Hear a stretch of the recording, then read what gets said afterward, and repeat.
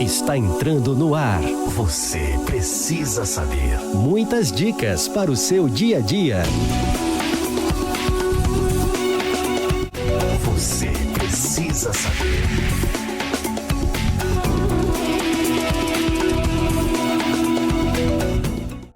A paz do Senhor Jesus! Estamos aqui com mais uma edição do Você Precisa Saber. Como eu sempre falo no programa, você está inscrito no canal? Se não tiver, se inscreva.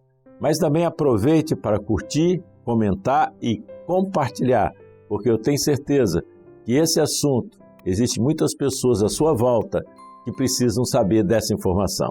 E hoje o tema é muito interessante. O tema de hoje é autismo na educação. Você conhece esse assunto?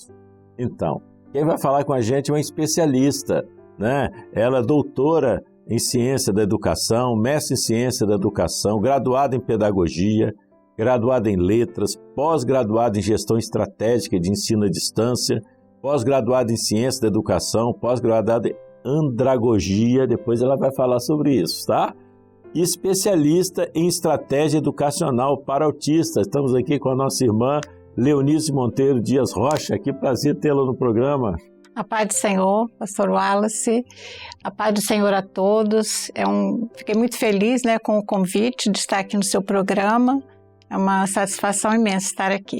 Que bom. Eu vou começar perguntando duas coisas. Primeiro, você fala um pouco sobre andragogia e também qual a importância, o que você tem a falar sobre a importância desse tema hoje? Bom, pastor Wallace, a andragogia é um ensino que nos dá certas habilidades para lidar com o aluno adulto. Nós temos a pedagogia, que também forma o professor, mas mais voltado para a criança, e a andragogia, quando nós, principalmente profissionais da educação, querem ter um aperfeiçoamento melhor, para saber lidar com o adulto, porque existe uma diferença, A criança, quando vai para a escola, está ali, não tem nenhuma preocupação, E já o adulto vai para aprender, ele já vai com uma bagagem, aquilo que ele já traz consigo, e isso às vezes interfere um pouco no aprendizado. Então é bom que saibamos algumas especificidades, na hora de educar, na hora de ensinar. Com certeza, Eu aprendi, como eu comentei até aqui em off, que o óbvio só é óbvio depois que explicado, Então, verdade. Às vezes as pessoas têm esse esclarecimento. O que é andragogia? Tá aí a explicação para você saber, Esse programa é informativo, é muito importante. E eu queria que você falasse, Leonice, sobre a importância desse tema. Bom, pastor Alice, esse tema é fundamental, esse transtorno do espectro autista, na educação. É um assunto em que muitos falam, sobre, a gente tem ouvido muito, falar sobre transtorno do espectro autista. Mas o que quer dizer transtorno, espectro e autista? Seria bom entendermos um pouco sobre esses termos, Então vamos falar um pouquinho da evolução desses termos, começando pelo termo transtorno. O transtorno, a palavra em si, tem uma origem do latim, que significa transcurrere. Relacionava-se a um estado de desvio ou alteração que passou a ser aplicada na condição de saúde. Quanto ao uso médico, no século XX, transtorno começou a ser utilizado para descrever uma variedade de condições mentais e comportamentais que causava sofrimento ao indivíduo durante o seu dia a dia, no funcionamento diário. E o transtorno do espectro autista hoje, como nós conhecemos na atualidade, o termo é frequentemente usado em diagnósticos clínicos, como no caso do TEA, que é propriamente dito que nós estamos falando sobre ele agora. E para caracterizar um conjunto de sintomas e comportamentos que afetam a comunicação e a interação social. E então nós tivemos essa evolução desse termo. Também temos o espectro, que a gente fala. Transtorno do espectro autista. O que vem a ser espectro? espectro vem também do latim, a palavra spectrum, que significa uma imagem, uma ilusão, algo assim fictício. E no uso comum, muitas vezes, né, usamos a palavra espectro para falar sobre cores, como, por exemplo, o espectro de luz, que é um conjunto de todas as cores que podemos ver quando a luz branca passa por um prisma ou é refratada. Por exemplo, né, nós temos a chuva, né, quando aparece ali o arco-íris, né? Tem uma relação com o autismo isso, assim como o espectro de luz representa uma variedade contínua de cores, o espectro autista representa a diversidade de experiências e características dentro da condição autista, não é? Então, cada pessoa no espectro autista pode apresentar uma combinação única de habilidades e desafios, assim como cada cor, né, no espectro de luz tem suas próprias características. Então, nós tivemos já as duas evoluções dos termos e também podemos falar do autismo em si, né, a palavra autista. A palavra autista, ela tem origem no termo que foi no século XX, tá? O termo deriva do grego autos, que significa eu ou próprio, né, do autista.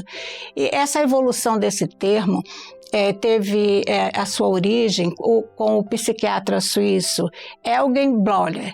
Ele foi um dos primeiros a usar o autismo na educação em 1910. Referindo-se a um estado em que a pessoa se isola em seu próprio mundo mental, né, sem conectar com a realidade externa. E teve seu desenvolvimento do conceito quando, em 1943, o psiquiatra Leo Kanner, né, ele descreveu o que hoje conhecemos como transtorno do espectro autista, TEA, né? Usando o termo autista para descrever um grupo de características que incluíam dificuldade de comunicação e interação social. Hoje em dia, né, o termo autismo passou a ser utilizado para identificar uma condição específica do desenvolvimento e, então, o autista tornou-se um objeto para descrever pessoas, um adjetivo para descrever pessoas que têm essa condição. Então, queria fazer algumas perguntas, Leonice, interessantes para a gente entender mais desse assunto tão complexo e interessante e importante, principalmente nos dias que nós vivemos, Sim. né? Quais são as principais características do autismo que impactam o aprendizado? Essa é uma pergunta bastante interessante, porque é toda, né, a causa, né, da educação, isso é muito importante, né? Há diversas formas que podem, né, impactar, que podem interferir no aprendizado, né? E a gente pode até citar algumas, a dificuldade de comunicação, né? Muitas crianças com TEA, ela pode ter dificuldade para se comunicar verbalmente, e isso pode incluir atraso na fala, uso limitado de palavras ou dificuldade em entender a linguagem. Tem um outro também desafio, que é o desafio na interação social, né? Crianças autistas, elas podem ter dificuldade de entender sinais sociais, né, que nós estamos acostumados, né, como expressões faciais, linguagem corporal, e isso pode afetar sua capacidade de fazer amigos e participar de atividades em grupo. Também há um outro aspecto, né, que são os padrões de comportamento restritos e repetitivos. Isso pode apresentar interesse, as crianças autistas podem, né, apresentar um interesse assim, muito específico ou realizar atividades repetitivas. E isso pode desviar a atenção de outras tarefas escolares e dificultar, né, a adaptação a novas situações. Temos, por exemplo, as estereotipias, quando a gente encontra uma criança, né, balançando as mãos, às vezes, né, fazendo um movimento assim no corpo, movimentos repetitivos. que às vezes não tem nenhum propósito claro, né? Mas isso pode ocorrer em sala de aula, e isso pode incluir variedades, por exemplo, bater palmas, girar objetos, ou repetir palavras ou frases. Às vezes a professora está ali na frente falando e ele está repetindo, né, aquilo que a professora está falando. Temos também a sensibilidade sensorial. Muitas crianças com TEA têm sensibilidade a estímulos sensoriais, como sons altos. Muitas vezes a gente vê, né, o autismo, pessoas já com aquele fone de ouvido para abafar um pouco o barulho. Luzes brilhantes, né, ou texturas, muitas vezes. E isso pode resultar em um desconforto e distração durante as aulas. Temos também as dificuldades com mudança de rotina. O autismo, ele pode tornar as crianças mais avessas a mudanças. Alterações na rotina escolar podem causar ansiedade e afetar a sua capacidade de aprendizado. Por isso que é bom sempre, às vezes até os pais mesmo, quando as crianças começam o dia escolar, fazer uma rotinazinha, mostrar ali no desenho, olha, essa é a sua escola, até foto da escola, para que a criança não tenha aquilo como algo novo, mas que já se torne uma rotina na vida dela. Temos também habilidades de aprendizado variadas, pois enquanto algumas crianças com TEA podem ter dificuldade em áreas acadêmicas, outras podem ter habilidades excepcionais em áreas específicas, como gosto pela matemática ou pelo português, artes, né? Então, tem essas coisas que às vezes dá um bloqueio, ou seja, dificulta, né, o aprendizado da criança. E como a educação inclusiva pode beneficiar não apenas os alunos autistas, mas toda a turma? Você vê com essa nuance, né, de tanto o aluno quanto a turma pode se beneficiar com todas essas ações, né, que um professor ou até mesmo a sociedade em si promove. Bom, primeiramente, para entendermos, né, da educação inclusiva, seria bom falarmos um pouco sobre a educação inclusiva, né? Essa educação trata-se assim de um modelo de educar que busca garantir, né, que todos os alunos, independentemente de suas habilidades ou necessidades, tenham acesso ao aprendizado em um ambiente comum, todos ali, né? Isso significa que alunos autistas aprendem junto com seus colegas em sala de aula. Isso é importante mencionar que, embora esteja juntamente com seus colegas em sala de aula, a educação inclusiva oferece suporte individualizado. Tudo bem? Este suporte, né, trazem benefícios, variedades, como para os alunos autistas, como, por exemplo, a própria educação inclusiva em ambientes educacionais promove a inclusão, ajudando que esses alunos autistas se socializem e aprendam com seus pares. Nós temos também o apoio individualizado, que são programas educacionais adaptados que podem atender às necessidades específicas de cada aluno, melhorando, né, o seu aprendizado em sala de aula. Podem desenvolver, né, as habilidades sociais também. São tudo benefícios que uma educação, né, a educação inclusiva oferece. E as atividades, por exemplo, em grupo, interações sociais, ajudam os alunos a desenvolver as habilidades de comunicação e relacionamento. Também temos o acesso a recurso específico, a disponibilidade de terapeutas, recursos educacionais que ajudam, né, no desenvolvimento acadêmico e emocional do aluno. Temos também a autonomia e a autoconfiança, né, que são programas que incentivam a autonomia, que pode aumentar a autoconfiança dos alunos autistas em suas habilidades, né? Então, agora falaremos um pouco dos benefícios para a turma, né? Os benefícios para a turma, temos o desenvolvimento, né, e respeito, com a compreensão, que são habilidades essenciais para a convivência em sociedade. A turma ali tem esse convívio, né? Também um ambiente de aprendizado diversificado, porque em uma sala de aula inclusiva, né, onde tem crianças com deficiência, os alunos, eles são expostos a diversas habilidades e estilo de aprendizado também, eles estão ali observando, né? E isso enriquece as discussões e promove um ambiente mais dinâmico. Temos também o aprimoramento das habilidades sociais. Todos os alunos têm a oportunidade de interagir e colaborar com os colegas diferentes, né? Cada um com a sua necessidade, né? E isso é muito bom, isso melhora as suas habilidades sociais e a capacidade de trabalhar em equipe.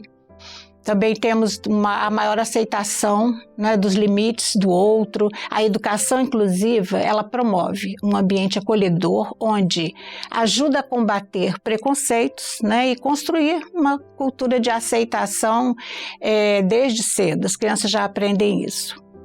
Temos um outro aspecto também, que é o desenvolvimento de habilidade de resolução de problemas, que vem a ser isso, né? Ao trabalhar em um ambiente inclusivo, estimula os alunos a encontrar soluções criativas para desafios, desenvolvendo habilidade de resolução de problemas, e que isso os ajudará muito na sua vida futura, né? A vida profissional. Preparo para o futuro. Uma turma inclusiva, ela prepara todos os alunos, né, para um mundo cada vez mais competitivo, né, que nós vivemos aí, onde a colaboração e depois trabalhando-se em equipe ajuda, né, o outro, e isso são ações fundamentais sobre. Então, quer dizer, esses são os benefícios e outros, porque não dá para a gente relacionar, né, todos aqui. É muito grande, né? E que estratégias pedagógicas podem ser implementadas para apoiar alunos autistas em sala de aula? Aí vem o papel do professor. Né, também, conforme eu falei, né, temos variedade de estratégias que o professor, ele, dentro da sala de aula, ele vai sentindo ali, né, a necessidade. Por exemplo, desenvolver, né, plano de ensino personalizados, que atendam às necessidades específicas de cada aluno. E a nomenclatura mais comum utilizada para planos de ensino personalizado na escola é Plano de Ensino Individualizado, chama-se PEI, né? Ou Plano Individual de Atendimento, PIA. Esses termos referem-se são documentos que detalham as necessidades específicas de cada aluno, incluindo objetivos de aprendizado, estratégia de ensino, adaptações e apoios necessários, né? Além disso, outros termos podem também ser usados, que incluem o plano de ação educacional, PAI, e o plano de intervenção, que é o PI, né? PI. Esses planos, eles são fundamentais para garantir que os alunos com necessidades especiais, né, como os autistas, recebam o suporte adequado para seu desenvolvimento acadêmico e social. Também é importante também pensar em um ambiente estruturado, né? Criar uma rotina clara e previsível, com horários fixos e transições visuais, né? Para ajudar os alunos a se sentirem mais seguros, né, em sala de aula. Bom, nós estamos já chegando quase no final do programa, mas eu tenho mais uma pergunta para fazer à senhora. Qual o papel dos educadores e da comunidade escolar na promoção de um ambiente inclusivo? Como falei, são vários, né, papéis, e cada professor ele vai desenvolvendo a sua prática ali em sala de aula, né? Um que nós podemos citar é a sensibilização. Os educadores, eles devem buscar formação contínua sobre inclusão e acessibilidade, né? Compreendendo as necessidades de cada aluno com deficiência, como o autismo. Então, deve-se criar um ambiente acolhedor, que também é um outro aspecto, né? Promovendo um clima escolar onde todos os alunos se sintam seguros e valorizados. Outro aspecto também é a implementação de práticas inclusivas, adaptar métodos e materiais de ensino para atender às diferentes necessidades dos alunos, utilizando abordagens diversificadas, né, dentro de sala de aula. Temos também a colaboração com especialistas, trabalhar em conjunto com psicólogos, terapeutas e outros profissionais para desenvolver estratégias que beneficiem todos os alunos, né? E até facilita o trabalho ali do professor, né? Temos também a promoção de habilidades sociais, né? Onde os educadores devem facilitar atividades que incentivem a interação entre os alunos, desenvolvendo ali o respeito mútuo, né? Cada um com a sua necessidade. E agora nós temos o papel da comunidade escolar, né? O papel da comunidade escolar é um papel também fundamental, onde há um envolvimento dos pais e famílias. Então, deve-se manter uma comunicação aberta com os familiares, envolvendo-as no processo educativo e nas decisões relacionadas ao ensino dos filhos. Apoio de recursos externos são importantes. Deve-se buscar parcerias com organizações e serviços que possam oferecer suporte adicional à inclusão na escola. Temos também a sensibilização da comunidade. Deve-se conduzir campanhas de conscientização que informem e eduquem a comunidade sobre a importância da inclusão e do respeito ao outro. E, por fim, nós temos aqui o feedback e a avaliação, que deve-se criar um mecanismo para avaliar continuamente as práticas inclusivas e fazer os ajustes, conforme necessário. Deve-se envolver toda a comunidade escolar, durante esse processo. E todos esses pontos destacam como educadores e a comunidade escolar podem trabalhar juntos, para criar um ambiente mais acolhedor, mais inclusivo. E isso é essencial para o desenvolvimento, de todos os alunos. Que bom. Muita informação interessante, Eu sempre falo que quem mais aprende sou eu, Tenho curtido. Quero agradecer a sua presença nisso. Eu que agradeço. A importância desse assunto aqui para o pessoal saber. Se tiver que deixar algum recado para o pessoal, esteja à vontade. Bom, o que eu falo para todos nós, principalmente para os profissionais da educação, capacite, busque informações, porque a cada dia, coisas novas surgem e é bom sempre estarmos ali atualizados, se capacitando. Então isso é importante, eu acho muito importante isso na educação. Amém, que bom. Estamos chegando ao final de mais uma edição do Você Precisa Saber. E você, pessoas ao seu lado que precisam saber desse conteúdo, então faça o que nós falamos no início do programa. Curta, comente e compartilhe. E nos encontramos na próxima edição do Você Precisa Saber. Você precisa saber.